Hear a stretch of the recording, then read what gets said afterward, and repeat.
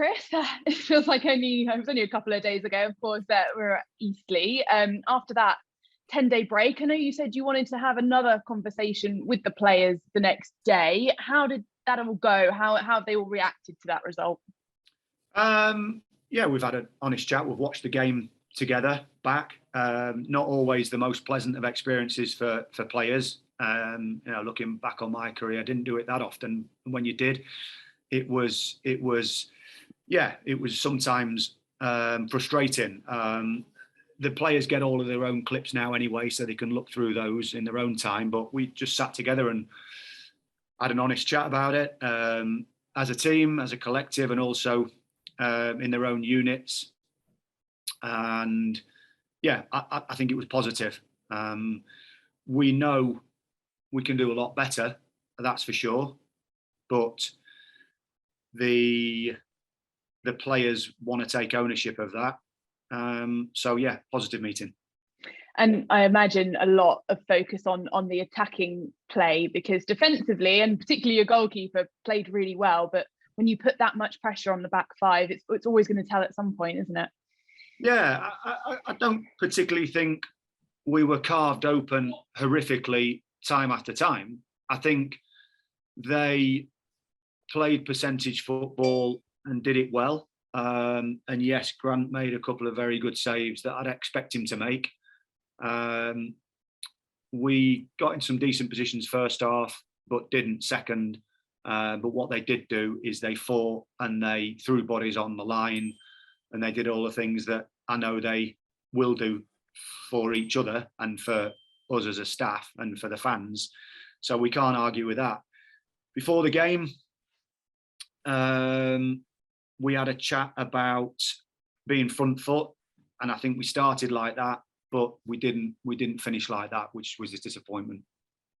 And defensively, as you say, pretty strong performance, particularly from young Owen Bevan, who's been rewarded with an under-21 call up for the Welsh squad. He didn't look out of place, did he? No, he's determined. He's a determined young player, no doubt about it, and it's fantastic for him. I was speaking to him about that this morning. He's leaving me already. Yeah, it must have been something I said, but he's got a bright future, and he's mature enough to be able to handle the pressure. And we've been fortunate to see a couple of players like that in the past month with Alfie and now Owen. But he's not the only player desperate to get in the team. And it's about speaking to those players that are currently in and around the team or out the team, and making sure they know they're close and they're valued, which they are. Always frustrating when you're out the team, but going back to Owen, yeah, fantastic attitude, and I think he performed well on Tuesday. Yeah, and so will he be available? Will it be the Boreham Wood game he might miss for that one? He will miss it. Yeah, he will miss it. The camp's on then, which is obviously disappointing for us. But any player that's called up internationally, it's a hell of an achievement for them, and they've got to fulfil that. It's frustrating for us, definitely, but nothing we can do about it. It's been one of the challenges at the beginning of the season, hasn't it? Not being able to name a settled back line, because that's really important for consistency, isn't it? Absolutely, spot on. It is another thing we've discussed, and I know that as a player you do want that, but we haven't had that luxury for whatever reason, and there have been probably reasons why we haven't been able to do that. And then on a couple of occasions, I've been the person to change that. So we've discussed that this morning as a staff. We do want to do that, but you're waiting for that team to go and nail that performance and keep the shirt. I've been able to do it very rarely so far, perhaps in maybe 2 games where it's been almost the same. What you want is someone to make your mind up and stay in. And you spoke after the game about a little bit of tiredness creeping in. You've got quite a lot of players on the fringe of the squad. Callum Rowe we haven't seen since his debut, and Will Dorse. Will they be closer to a return potentially for Saturday and beyond? Yeah, I mean, we probably haven't got those messages out clearly enough, but obviously Sam Perry was concussed quite badly and has suffered since then. Callum Rowe, unfortunately, has got an injury that will keep him out for potentially 6 weeks, which is a big blow. That's why those 2 players haven't featured. That's a real blow for him, because he looked quite lively like when he came on. And Will Dorse, I know it was sort of not quite ready last time played at Hewish Park. Is he closer to Yeah, Will, coming in? we've had a conversation, myself and Will, and really bright footballer. Obviously, he's got to get up to speed with what we think or we believe he needs to be at, and he's close. We've had a discussion, and you know, Will falls into the category of what we need to recruit to the club, which is potential. And if he shows that he's capable of competing for that start, then he'll stay around. And if he's not, then it'll be a case of going to get some games on loan somewhere. And that's the way it is for all the younger players. But I think we have to get the balance right between creating and producing players that can become valuable for the young player. Also, we get week out. And speaking of loans, we haven't spoken since Ollie Holbert joined Gloucester City on loan. He scored on his debut. That's going to be really positive for his development, isn't it?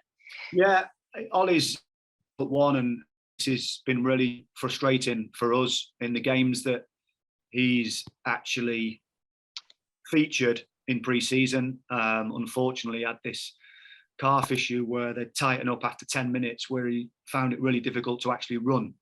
I get on really well with Lee Mansell with my time at Rovers, and obviously he's been at Gloucester before, so we're trying to work out what it is, whether it's a different level because he had it a little bit stepping into the Rovers first team scenario, but getting through that, as you say, that 60 or 70 minutes is a real positive. I brought him to the football club because I rate him, and I think he can do well. But as I say, the unfortunate sort of news for Ollie was that he struggled with it a little bit.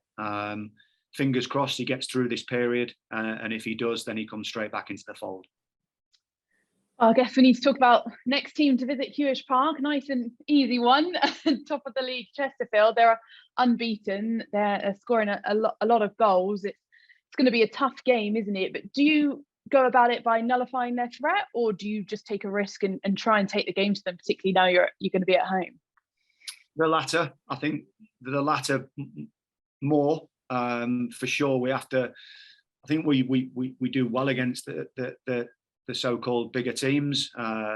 Chesterfield have obviously got a real great start, and they are probably a team that feel they should go up with probably the money they've spent.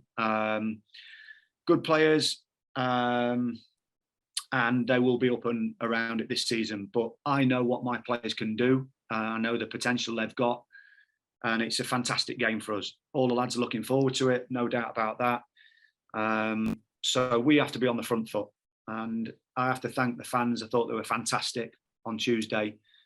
Frustrated at the end, I get that, because we should have done more second half. But as I say, it's a massive thanks from the players. To have that type of following on a night game is excellent. And, it's a massive thank you from us. And it was the top away attendance in the league on that evening. So it just goes to show the fan base that Yeovil has.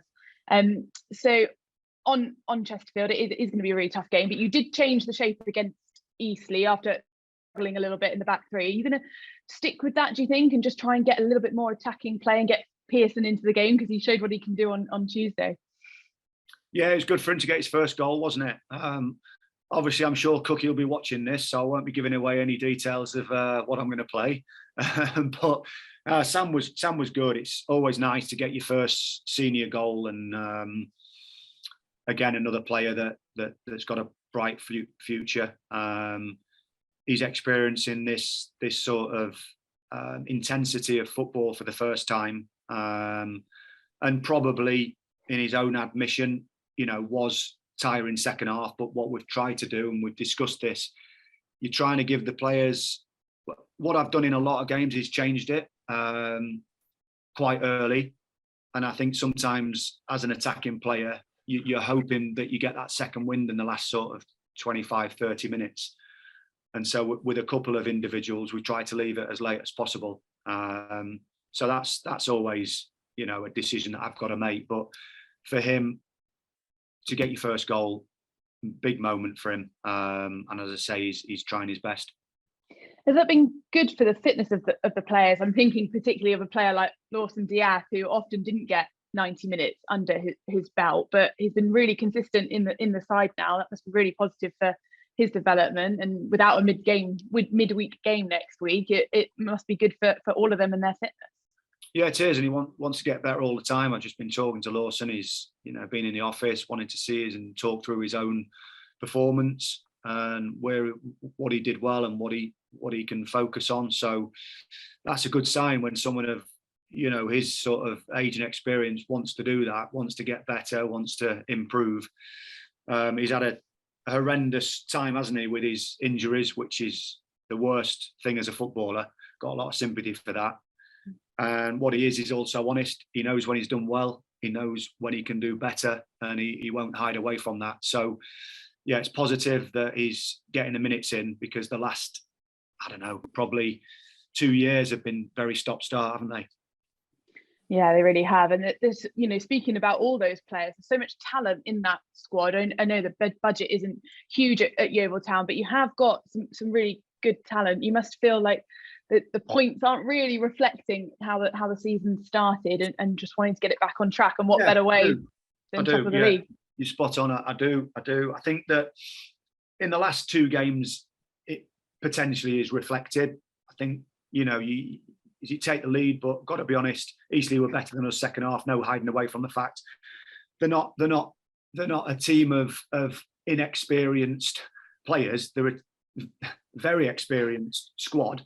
And a good side. So, it was a tough game. We know that. And we know we weren't good enough second half. No hiding away from the fact. York game fell below the standard that I require.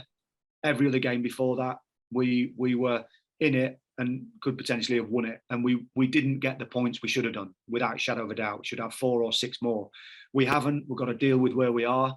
On paper, if you look at that away, a point, you might take it, but we're looking at context here, aren't we? And the context of the second half wasn't good enough, and we know that, and we've got to put it right. And is this a sort of a good period now for you and the players to adjust? They've been together for a few weeks now. This is the time that they can put results together and show the fans what they can do. Yeah, some good breathing space, definitely. The fixtures will pile up, no doubt about it, but to get back on the training field and have a full week will be beneficial for everybody. Well, good luck on Saturday and look forward to it. Thank you very much. Morning, Chris. How are you doing? Yes, good, thank you. How are you? Oh, fair to average. I'm going to have to use the F word again, I'm afraid. Frustrating. First half sounded like you were really good, but it obviously dropped off. I mean, you must be getting frustrated by all this. Yeah, first half was okay. I mean, it was competitive, and that's what we are. We're competitive, and what we didn't do at half time is have a slice of orange and say sit back and defend for 45 minutes. And that's the frustration. We said play in their half and go and get the second goal. Didn't happen. And we have to go back and review why and have a look at it, which we have. And as I say, we've all sat through it this morning, which isn't the most pleasant of things as a player for sure, because they want to be on the training ground. But we've had a look at it and we've tried to get to a common ground with all of us, because it isn't us, because I need those lads, and to try and look at where we might have kept the ball better. We're trying to go forward at times too quickly, and we need to sort of recycle, have a think about a better option in possession rather than it becoming a basketball game. So, yeah, frustrating. But what I won't shy away from is the challenge or the fact that the lads are giving me everything, and they are doing that. That's a guarantee. We spoke about the expression game management a couple of weeks ago. I mean, would you put this down to bad game management, or is it just that the lads are just running out of steam? I mean, what do you put it down to? Because it was a bit of a drop off in the second half. I put it down to Eastleigh being better second half and us dropping off. Definitely, we know we need to squeeze that line higher and be braver. I don't think it's fitness levels, because I know how far they're running and what distances they're getting. It's just a case of being a little bit calmer in possession at key moments, which takes the sting out of an opposition at times. Instead of it, as I say, it's there's too many losses of possession when you're in space, and that's the thing that we've talked about most. But as I say, I have to give credit to the opposition, because they were much more front foot second half. Previously to that, they've won 2 games and drawn at home, so they're obviously competitive at home. But when you take the lead, you should keep the lead. I looked at the Champions League last night, and it crossed my mind in the game to go to a 5 and dog it out and be solid and resilient. And when you look at some teams, it works, some teams it doesn't. Dortmund did it, went to a 5, ended up losing the game 2-1 because they tried to see the game out. So you're damned if you do and you're damned if you don't sometimes. But what I do know is that it wasn't good enough second half. We need to be better than that. We all know it. Staff, players, needs to be more control in the performance. So, but having said that, Chris, I mean, Grant Smith in particular was exceptionally good. So it's not sort of the whole team, that's for sure, is it? It's no. And listen, you're going to get periods where you're under pressure. No doubt about it. Eastleigh are a good side. You're going to get periods when you're under pressure.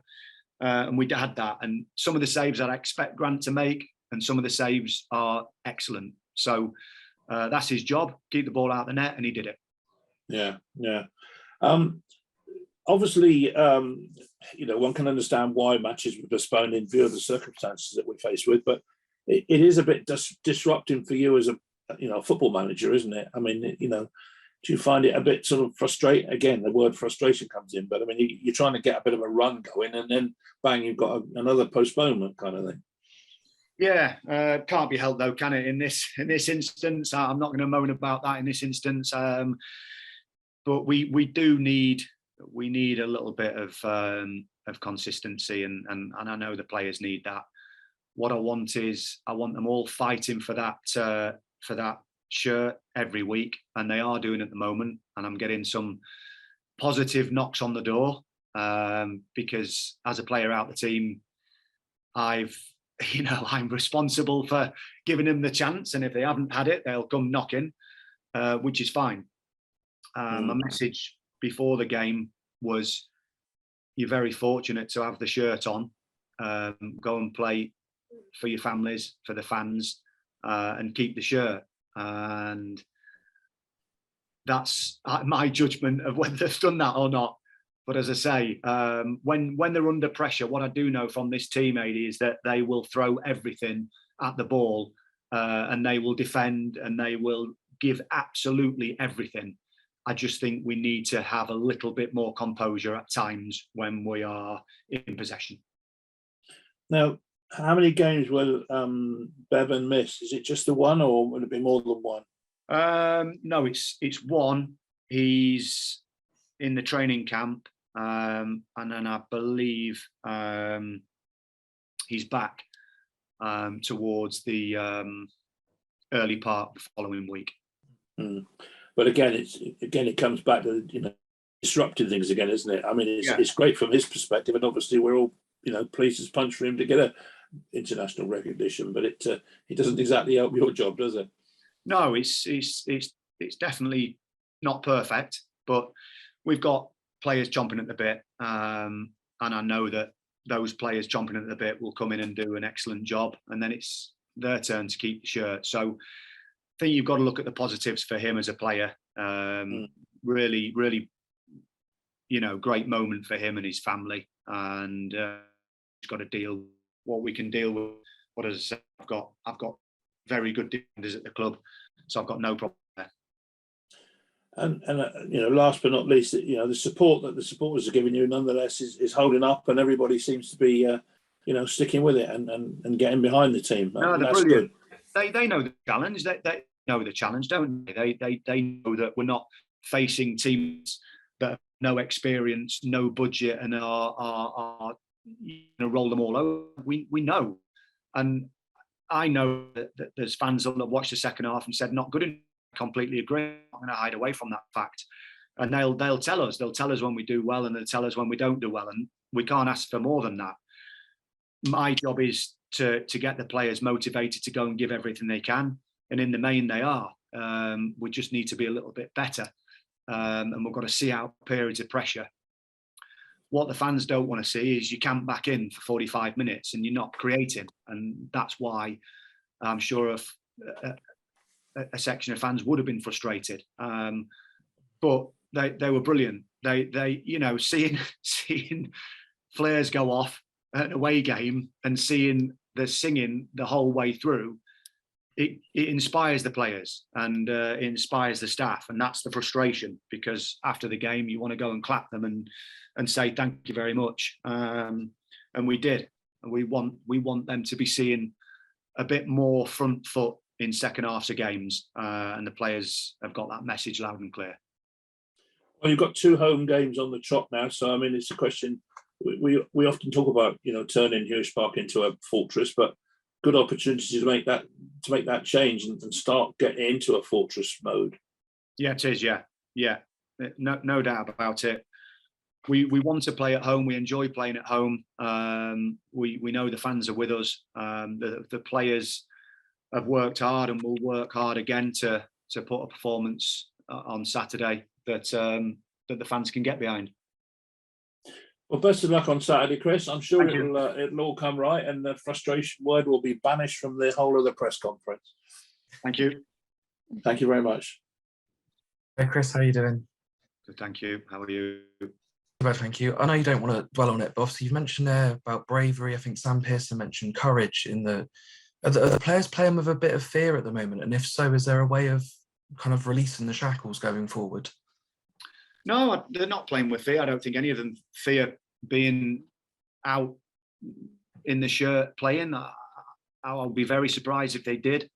It's just decision making at times. Decision making as either as a collective or as an individual. If you're not under pressure, be calmer on the ball, and when you're on the front foot, carry on the front foot. So it's part positional sense where a player might sit off 5 or 10 yards when he doesn't need to, but there's no fear in that group of lads whatsoever. They're all absolutely bang up for the challenge. They all love playing for this football club. They're all very proud to be playing for the football club, and they all want to do well for the fans. So what I can tell you is that's for certain. Obviously, we mentioned Pearson getting his goal and how well Bevan played. Is it safe to say that the new players are really bedding in now? Yeah, it's a good point. I think that the lads that I've brought in have been positive. You have to be quite cute in the loan market, and you have to do your homework on the players that come in, because it is a competitive level, isn't it? And it's very different to perhaps a structured 23s program. So a lot of these players will be experiencing it for the first time, and we are trying to get the balance between offering that opportunity for players, but also by winning games of football to be successful. What I've asked for is my experienced players in that group to lead it and to drive it and to organise that changing room and drive the changing room, and that's what my messages have been and have continued to be this week. But for the younger players, and I include Alfie in this, who's moved on now, they're a breath of fresh air. They have got no fear in their bodies, and I agree with what Sam says. He's that type of player, isn't he? He wants to get on the ball on the half turn. He wants to have courage to play, and that's fantastic to see. Long may it continue. I know there's nothing you can do about it, and I don't really want to use the word frustration again, but is there a sense of frustration when you're talking about you having to send players on the fringes out on loan to get game time because you can't name 7 subs on a field and you can't bring 5 changes on when everyone else in the football pyramid can? Yeah, I don't know why we do it. It's another baffling rule, but we could be here for hours talking about baffling rules, couldn't we? It is frustrating. I can guarantee that, because even with small squads, it's very, very, very difficult to leave people out and choose 5, and everyone says the same. So yeah, it's a little bit strange why we don't. But again, we've just got to deal with it. It's the same for everybody. We have to deal with it and get on with it. And just going back to Chesterfield, do you as a manager look back at like performances against Wrexham and think, well, we did well against a bigger team, we're against a bigger team again. We look back at the Wrexham game potentially and take things from there and see what you can do again on Saturday? I look at it and say we're a big team. I look at it and think we're Yeovil Town. We're a massive historic football club in this league, and I can't say to you that I don't give everything 24 hours a day. You know, I wake up thinking about it. I go to sleep thinking about it, and I do it in the day. And you know, and I absolutely love it. I'm so fortunate to be doing what I love. And you know, I had a conversation with a fan on the way home from a game, and he was saying, you're in a very pressurized job, football management. And I said, it's a fantastic job. You know, what an honor to be managing this football club. And I want the players to feel that all the time. And I want them to feel and believe how big we are and how much potential we've got. So yes, budget wise, for sure, we are playing against some powerhouses, but we are a huge club in this league, no doubt about it. And that's the momentum that I want to build in the end. Not there at the moment, and I won't shy away from that fact. We've been close in a lot of games, but the last couple have been disappointing for different reasons. York, we didn't turn up, and second half we went from being front foot team and positive to sat back in. So there's plenty to work on, but it's in the main, it's still a building process. I've got to say that.